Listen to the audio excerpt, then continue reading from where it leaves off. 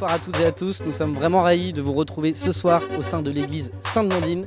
Premier podcast des jeunes pros de l'église Sainte-Blandine ce soir. Nous allons parler un petit peu de comment garder la foi dans nos vies de jeunes pros parfois stressantes. Le podcast qui démarre ce soir est le tout premier podcast de notre série Viens, vois, écoute. Les équipes sont en train de se mettre en place derrière moi. Nous sommes prêts à tourner, à parler un petit peu de Dieu, à parler un petit peu de ce qu'il fait dans nos vies. Viens, vois, écoute, c'est maintenant.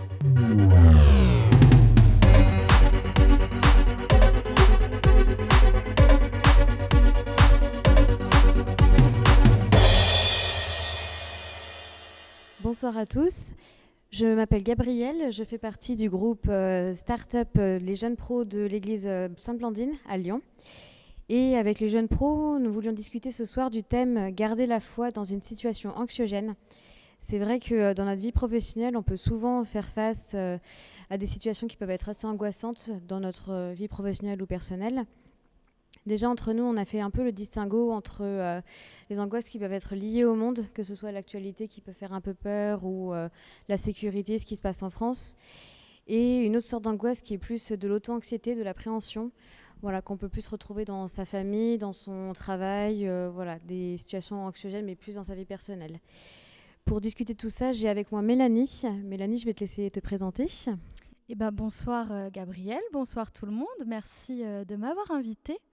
Je suis très contente de venir parler de sujets qui me touchent particulièrement et on en discutera un peu plus après. Donc pour me présenter, donc moi c'est Mélanie, j'ai 24 ans. Je suis UX designer, donc je travaille dans le domaine de l'expérience utilisateur et j'ai une première expérience professionnelle où c'était un milieu ultra anxiogène avec pas mal de pression au travail. Donc, c'était assez intéressant sur ce sujet-là. Et en ce moment, du coup, je reviens de Terre Sainte. Et actuellement, je suis du coup un peu chômeuse. Donc, c'est assez intéressant de voir un peu comment l'anxiété me touche sur ces différents aspects-là. Voilà, mais je pense qu'on en rentrera un peu plus dans le détail après.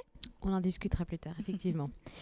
Écoute Mélanie, je vais te poser la première question. Est-ce que tu pourrais me dire un petit peu, est-ce que tu as identifié les lieux ou tes sources d'angoisse ? Quels sont les endroits qui peuvent te créer un peu d'angoisse ? Voilà. Est-ce que tu les as identifiés ? Ouais, carrément. Alors du coup, moi, ce qui me touche particulièrement, c'est l'anxiété sociale. Donc c'est surtout les endroits où il va y avoir du monde, des gens que je connais pas et des lieux que je ne connais pas. Donc ça peut être du coup au travail, quand je rencontre des nouvelles personnes au travail, ou dans des lieux où je connais absolument personne.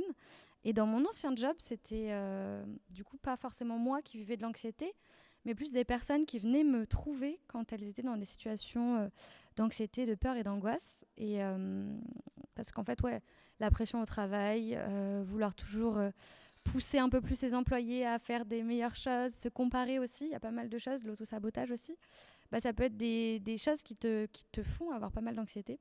C'est vrai que je me retrouvais du coup des fois à avoir quelques personnes qui venaient dans mon bureau un peu en pleurs et du coup j'essayais d'apaiser un peu ça. Mais c'est surtout moi l'anxiété sociale, donc dans des lieux que je ne connais pas. Ouais, c'est vrai que l'anxiété sociale c'est quelque chose qui touche quand même pas mal les jeunes pros. Figure-toi qu'on a interrogé aussi d'autres jeunes pros de Sainte-Blandine. Je te propose de regarder, on les a filmés et on a filmé leurs réponses et je te propose de voir un petit peu ce qu'ils ont répondu pour qu'on le commente ensemble, si ça te va. Et bah carrément. Donc quelles sont tes sources d'angoisse fréquentes ? Je dirais que c'est un peu la peur des autres et surtout la peur de ne pas être à la hauteur. Moi je dirais les problèmes financiers, tant personnels que professionnels. Le questionnement sur le futur, la volonté de Dieu dans ma vie, l'avenir pro, tout ce qui est en lien avec ce gros changement qui est à venir. Voilà, donc quand même des réponses assez variées. Et qu'est-ce que tu en penses un petit peu ? C'est intéressant, il y a plein de sujets du coup complètement différents. C'est vrai que moi personnellement, c'est pas forcément le monde qui me crée de l'anxiété, enfin tout ce qui se passe dans l'actualité, la peur du futur, mais c'est plus vraiment dans l'échange. Et je pense qu'il y a un sujet qu'ils n'ont pas aussi abordé, c'est l'éco-anxiété. Du coup, l'anxiété liée à tout ce qui se passe sur la planète, sur le fait qu'on n'a peut-être pas de futur parce que la planète, voilà. Ouais, ça rejoint un peu la peur de l'avenir en fait. Ouais, complètement. Et moi, je sais que c'est un sujet qui ne me crée pas tellement d'anxiété et d'angoisse. C'est plus, je trouve qu'on est une génération qui essaie de créer du changement, qui essaie de se bouger pour faire changer les choses. Et quand il y a quelque chose qui nous choque ou qui nous révolte, on on veut aller à contre-courant. Et je pense que vraiment, sur tous ces sujets-là, on peut arriver à se mobiliser, à faire des choses super chouettes. Donc, je pense vraiment qu'il n'y a pas, pour moi, de mon point de vue, raison d'avoir de l'anxiété sur ce sujet-là. Ouais, toi, tu as plus une vision assez optimiste pour l'avenir. Ouais, complètement. Ok. Après, on verra. Hein. Mais c'est intéressant aussi, c'est bien aussi d'avoir un peu cette petite lueur d'espérance qu'on peut être la nouvelle génération qui peut faire bouger les choses. Est-ce que toi, quand tu es dans une situation d'angoisse, est-ce que tu es une personne qui préfère gérer ses angoisses toute seule ou au contraire, est-ce que tu as besoin d'être en groupe pour justement contrer ces angoisses ? Étant donné que c'est du coup un peu de l'anxiété sociale, c'est compliqué donc d'en parler avec des personnes que je ne connais pas. Par contre, forcément que j'en discute avec mes amis. Après, j'ai aussi décidé d'aller voir une psychologue. C'était trop intéressant parce que je connaissais pas du tout l'anxiété sociale. Et je suis pas allée pour ça. Et en fait, au fil des discussions, lui expliquant que à chaque fois qu'il y avait une situation qui arrivait, j'anticipais tout ce qui allait se passer parce que ça me faisait un peu peur.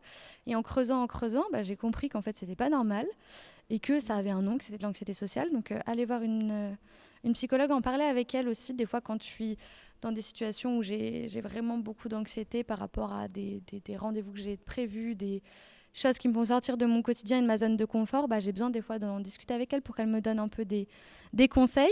J'ai aussi un père spirituel qui m'accompagne du coup sur toute ma réflexion spirituelle et toute mon avancée dans mon cheminement de foi. Et donc forcément que je lui parle un peu de mes peurs. Et l'anxiété sociale, ça vient d'une blessure essentiellement, mais ça vient surtout d'une peur d'être rejeté, du coup, quand on échange avec les gens. Et donc, c'est pas mal intéressant d'avoir un point de vue un peu spirituel sur tout ça. Voilà.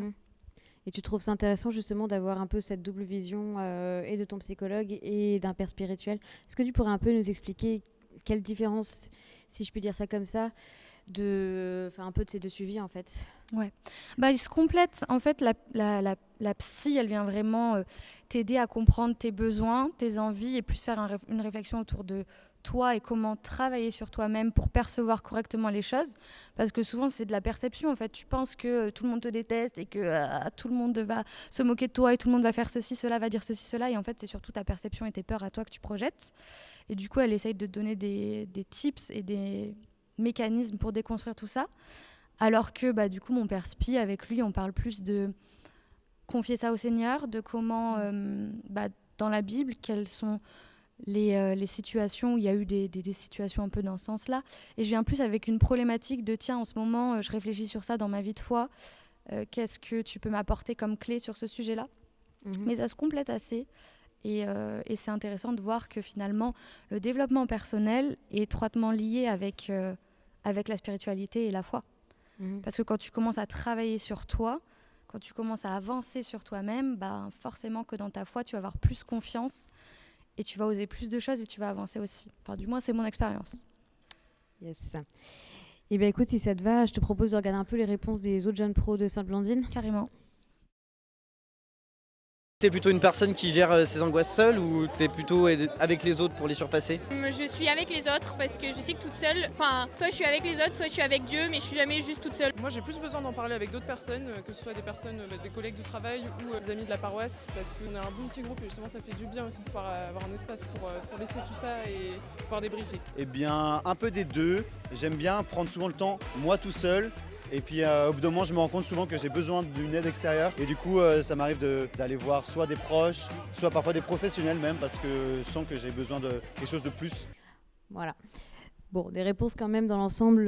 Ces jeunes pros préfèrent quand même avoir besoin d'aide d'un groupe. Voilà. Je ne sais pas si tu as envie de réagir un peu là-dessus. Ouais, complètement. Après, c'est vrai que j'ai aussi un bon groupe d'amis à qui... quand on a des difficultés et des petites problématiques, on aime bien s'en parler pour avoir un avis extérieur, encore une fois, pour sortir de ta perception de toi, ton vécu et ce que tu penses qu'il va se passer et avoir un avis un peu plus extérieur de personnes qui te connaissent, c'est toujours hyper intéressant.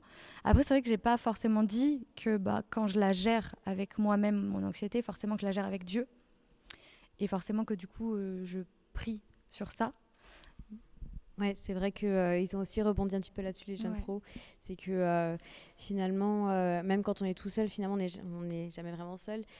étant donné qu'il faut se rappeler quand même que Dieu est avec nous. Voilà, on le développera un petit peu plus après, mais il faut quand même déjà se rappeler que même en gérant ses angoisses tout seul, il faut se rappeler que le Seigneur est avec nous.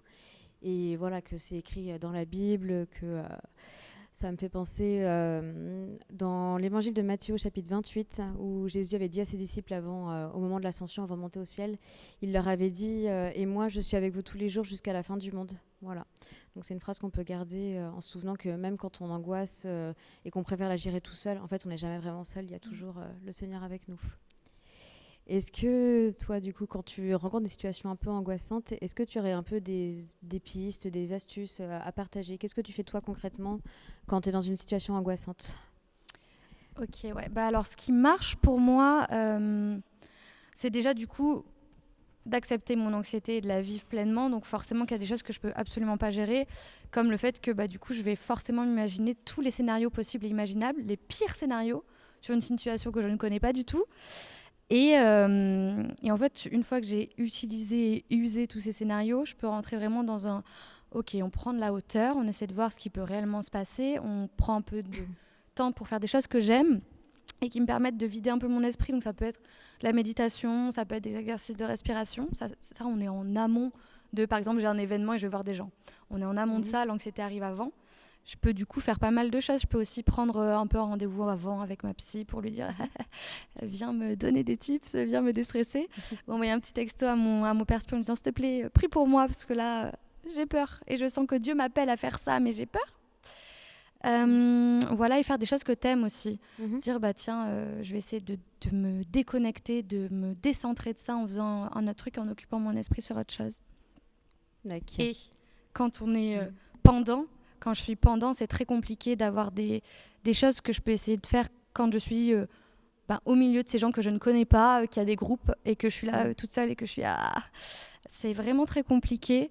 Il y a forcément la prière. Après, j'essaie de capter des petits regards avec des gens et d'aller vers des personnes qui sont un peu seules. Ça peut être aussi ça, un truc qui permet de calmer un peu, c'est de te dire, ok, je sors de ma perception, je rentre dans le concret, dans l'échange avec des gens. Et essayer d'avoir des petits sourires, des petits regards un peu encourageants où tu te dis, ok, c'est bon, j'essaie de rentrer dans ce groupe-là, ils ont l'air gentils, ils vont pas me rejeter, ça va être chouette. Ouais. Écoute, même chose, on a interrogé des jeunes pros. Et c'est vrai qu'ils avaient quand même donné un peu les mêmes réponses que toi, à savoir faire un peu de respiration, etc. On va les écouter juste après. Mais voilà, il y avait quand même pas mal de pistes qui rejoignent un peu ce que tu disais. On va aller écouter ça. Est-ce que pour toi, il y a des solutions du coup quand tu angoisses ? Tu fais quoi instinctivement ? J'essaie vraiment de relativiser vachement mon intérieur. Après, si c'est vraiment un truc, une angoisse vraiment sur le moment par rapport à un truc, je vais me dire que je vais essayer de respirer un peu en mode sophrologie, mais voilà, tout seul sans avoir quelqu'un qui était plus compliqué. Au début, je sais pas trop, et puis à la fin, je finis toujours par écouter de la louange à fond, essayer de chanter, même si en général c'est un peu compliqué dans ces moments-là, et puis la prière en fait, la prière à fond. Alors j'aime bien écrire, ça me permet de prendre du recul et je me rends compte qu'en fait ça va. J'aime bien tout confier à Dieu, j'aime bien me changer les idées en voyant mes amis. Voilà. Est-ce que tu voudrais réagir peut-être à une piste qui a été donnée et que tu n'avais peut-être pas auquel tu n'aurais pas forcément pensé ? Carrément, j'ai pas trop développé encore la prière, mais la prière et la puissance de la prière. Pour moi, c'est hyper important dans ma nouvelle expérience avec la foi, j'essaye de confier le plus possible mon quotidien à Dieu, parce qu'avant, je pensais que ça n'avait absolument pas d'intérêt. J'étais en mode, Jésus, il s'en fiche, en fait, de savoir ce que je vis tous les jours, que ma machine m'a énervée, que lui m'a dit ça et que ça m'a vexée. Et en fait, je me rends compte que si Jésus, c'est ton sauveur, c'est aussi ton meilleur ami, il veut tout savoir de toi. Et du coup, je me retrouve donc à faire des prières un peu plus quotidiennes et pas demander juste des ça je lui en parle pas parce qu'il s'en fiche, et être en mode tiens, je me suis embrouillée avec telle personne, je vais te le confier. Et je me rends compte que en priant sur des petits trucs du quotidien, en confiance au quotidien à Dieu, ça te permet de prendre du recul, de te calmer. Une fois que tu as fini tout ton truc de elle m'a énervé, t'es bon, Seigneur, viens sur cette situation, apporte la paix, pardonne-la, aide-moi à avancer dans cette relation.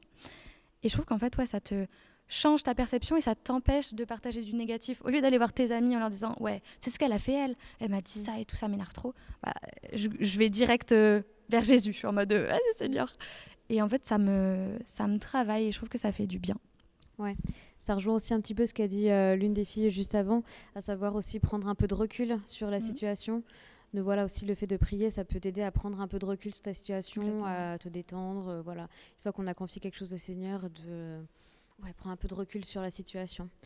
Est-ce que, donc tu m'as dit que tu avais recours à la prière dans des situations un peu angoissantes. Est-ce que tu pourrais nous donner quelques astuces pour prier ? Est-ce que tu aurais des astuces à nous partager ? Ouais. Ce que je trouve intéressant, que j'ai découvert, c'est une nouvelle manière de prier. Parce que c'est vrai qu'avant, j'étais un peu dans la prière de « Seigneur, si tu veux, tu peux faire ça, s'il te plaît. » bien sûr, le merci, s'il te plaît, et pardon. Forcément. Et là, j'essaye plus de me dire, si Dieu m'amène à vivre cette situation-là, il veut que je la vive pleinement et que je ne me laisse pas ronger par mon anxiété et par des choses comme des peurs, parce que Dieu ne nous a pas créés avec des peurs. Et du coup, je fais des prières un peu plus puissantes où je lui demande, où j'ordonne dans le nom de Jésus de venir sur cette situation. Et où je suis en mode, par le nom de Jésus, je suis libérée de l'anxiété. Ce soir, je n'ai plus peur. Ce soir, Seigneur, tu mets ta force, tu mets ton Esprit Saint en moi, qui va venir parler à ma place, qui va me porter là où je ne peux pas aller. Et en fait, en faisant des prières puissantes comme ça change totalement ma perception des choses. Après aussi, à des moments, je me disais, mais c'est bizarre parce que ça marche pas. Genre, je prie et tout et ça marche pas. J'étais, c'est peut-être que j'ai pas dit la bonne formule, tu vois, la bonne formule magique. J'ai pas dit assez de Je vous salue Marie. Peut-être que j'ai pas dit assez de Notre Père. Et en fait, je me rends compte avec le temps que c'est pas ça. En fait, c'est juste qu'à l'instant, c'est autre chose dans lequel je mets ma foi. Je mets pas ma foi en Dieu, je mets ma foi dans autre chose. Typiquement, quand je suis dans un gros moment d'anxiété et que je vais faire une prière à Dieu et que je vais être en mode mince, je suis pas libérée tout de suite, c'est parce que je crois plus en mon anxiété, que je mets plus ma foi dedans mon anxiété que dans le Seigneur à cet instant-là. Donc c'est vraiment un travail sur la foi. Et c'est trop intéressant. Et ça me fait penser aussi à un petit truc qui me fait pas mal avancer dans ma réflexion sur l'anxiété, sur l'angoisse. C'est un psaume qui dit « Dans la vallée de l'ombre de la mort, je ne crains aucun mal car tu es avec moi. » Et en fait, je me rends compte que Jésus est avec nous constamment. C'est le fameux, il y a 2 traces de sable de 2 personnes qui marchent et puis à un moment, il n'y a plus qu'une seule trace et on se dit « Mais c'était où Dieu en fait ? C'est à ce moment-là que tu m'as abandonné. Je savais que tu allais m'abandonner. » Et lui, il dit « Mais non, je te portais en fait quand tu n'avais plus de force. » Voilà. Ouais, je rebondis un peu sur ce que tu dis parce que finalement c'est vrai en fait, c'est que quand on prie en fait c'est finalement croire vraiment à la puissance de Dieu sur le fait que vraiment il va agir dans nos vies et qu'on peut lui faire des prières vraiment fortes comme tu disais, de croire que quand on l'invoque, quand on lui demande de l'aide dans des situations angoissantes, il faut vraiment croire en sa puissance et dans le fait qu'il peut agir dans les tempêtes de nos vies, qu'il peut vraiment agir concrètement dans nos vies. Ça me fait penser dans le livre de Jérémie au chapitre 29 où il est écrit, je cite, « En effet, moi je connais les projets que je forme pour vous, déclare l'Éternel, projets de paix et non de malheur, afin de vous donner un avenir et de l'espérance. » Voilà. Donc, c'est quand même une belle phrase qui sous-entend quand même que, comme tu dis, le Seigneur ne nous a pas créés pour la peur et que finalement, en fait, quand on lui confie tout, il veut nous diriger vers quelque chose, vraiment, il veut nous diriger vers notre bonheur, en fait. Complètement, voilà. ouais. Et peut-être je rebondis aussi sur le fait que tu parlais du fait de vraiment prier dans sa vie, d'avoir une vie de prière. Voilà, je pense que c'est quelque chose qu'on peut vraiment partager avec nos auditeurs, c'est de confier sa journée au Seigneur, de lui parler quotidiennement, même toute la journée si on veut, comme un ami. Et voilà, de lui faire confiance dans les situations angoissantes, alors même si c'est très dur, de vraiment se fixer sur Dieu et de le regarder, et de lui faire confiance même dans les situations compliquées. Complètement. Voilà. Si je peux juste rajouter, ouais. Je trouve que des fois on a un peu honte de se dire mais en vrai le Seigneur il s'en fiche de ça. Et il y a pas mal de paroles où Dieu te dit je connais le nombre de cheveux que tu as sur ta tête, mes pensées pour toi sont plus nombreuses que les grains de sable. Et du coup en fait toi qui te dis mais vas-y mes pensées ça sert à rien de les confier à Dieu parce qu'il s'en fiche, en fait non. Si c'est le nombre de cheveux que tu as sur ta tête, t'inquiète pas qu'il a envie de savoir que machine t'a énervé et que tu lui le confies à lui. Et en fait en lui confiant ces situations-là même en lui les confiant t'es en mode vas-y viens pas trop dessus parce qu'on s'en fiche, ça va te faire changer ta perspective et ça peut faire changer la situation aussi. Ouais. Et quand on croit, on veut que Dieu agisse dans tous les aspects de notre vie, donc pourquoi pas tout lui confier ? Exactement. Je te propose quand même de regarder un petit peu les réponses qu'on a eues des jeunes Carrément. pros. Peut-être que ça nous donnera d'autres pistes de réflexion pour nous ou pour les auditeurs. Ça marche. Comment tu fais dans la prière? Comment est-ce que ça t'aide au final? Ça m'apporte une paix et le fait de me dire que je peux offrir n'importe quelle émotion, si je suis en colère, si j'ai peur, de me dire que Jésus qui s'est fait homme est passé par toutes ces étapes-là, qui fait de lui une personne qui me comprend et qui sait ce qu'il y a au fond de moi. Et moi je crois pertinemment qu'il a prévu un projet de bonheur pour moi.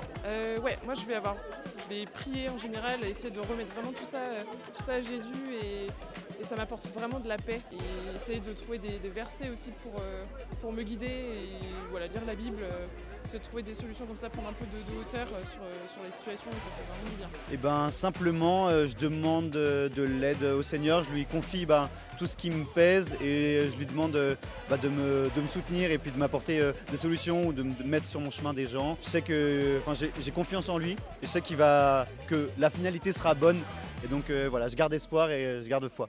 Amen. Voilà, bon, ça rejoint quand même pas mal ce qu'on avait dit sur le fait d'avoir une vie de prière et voilà, de faire confiance au Seigneur. Je ne sais pas si tu veux rajouter quelque chose en plus, Mélanie. C'est hyper fort ce qu'ils ont dit, c'est trop beau, donc bravo.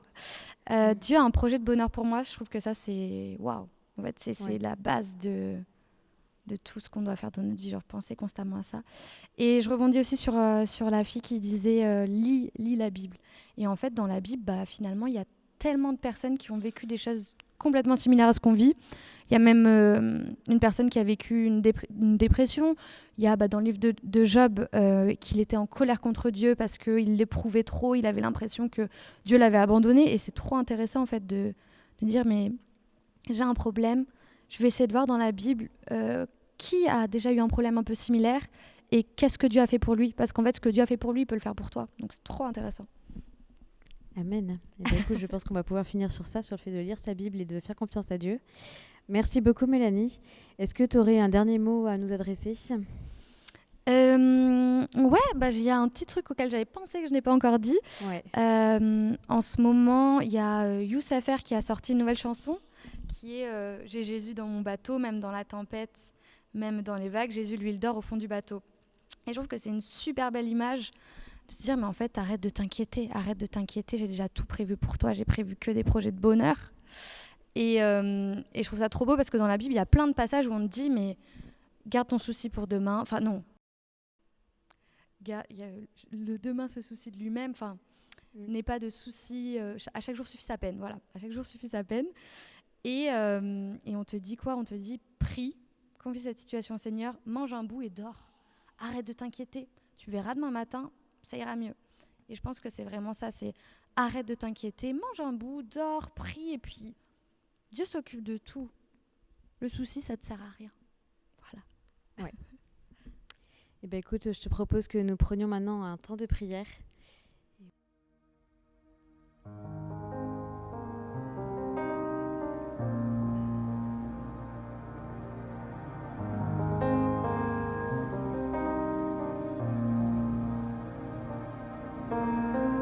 C'est ton cœur que je recherche. Dès que le soleil se lève, je connais ta douce voix. Mon cœur ne brûle que pour toi. C'est toi seul que je désire. Même quand mes pensées chavirent, je connais ta douce voix. Jésus, tu m'attires à toi. Pour un cœur à cœur avec toi, Seigneur, le reste perd en importance quand je suis là dans ta présence. Je suis là dans ta présence.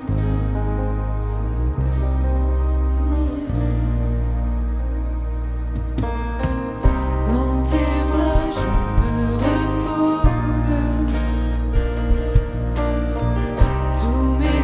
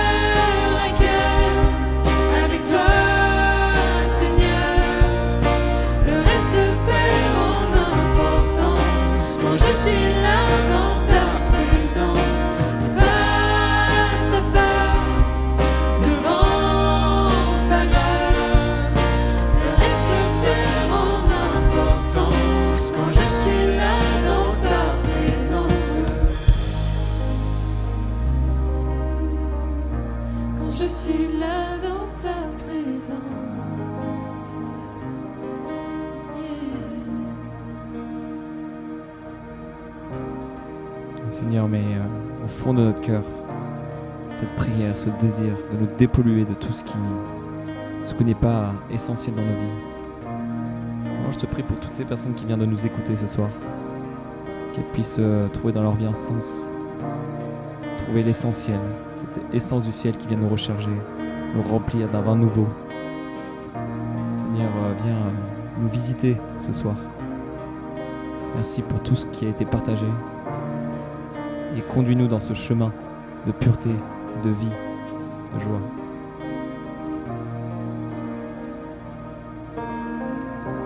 Je plie le genou, j'abandonne tout.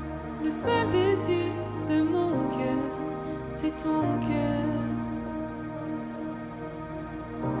Je plie le genou, j'abandonne tout. Le seul désir de mon cœur, c'est ton cœur. Je plie le genou, j'abandonne tout. Le seul désir de mon cœur, c'est ton cœur. Je plie le genou, j'abandonne tout. Le seul désir de mon cœur, c'est ton cœur.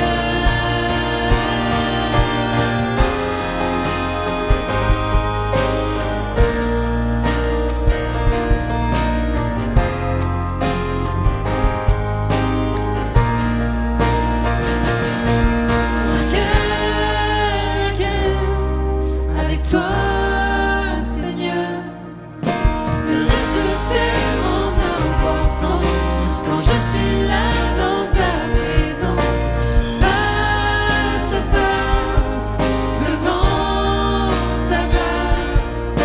Le reste perd en importance quand je suis là dans ta présence, quand je suis là dans ta présence.